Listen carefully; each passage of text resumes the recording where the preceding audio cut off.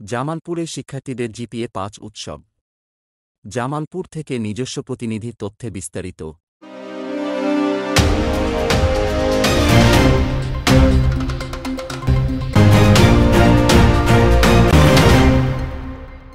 জামালপুরে জিপিএ-৫ উৎসব অনুষ্ঠিত হয়েছে।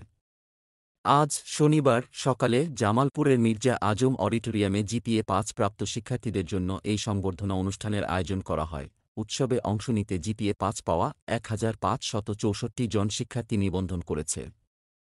সকাল ৯:৩০টার দিকে জাতীয় সঙ্গীত পরিবেশনের মধ্য দিয়ে অনুষ্ঠানের মূল পর্ব শুরু হয়।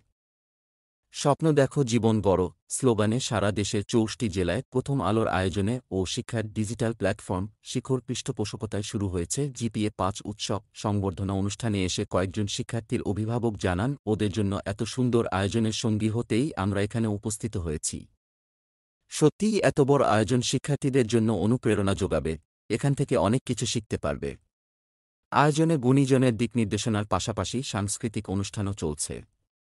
পুরো সংবর্ধনা সফল করতে জামালপুর বন্ধুসভার সকল বন্ধু নিরলসভাবে কাজ করেছে।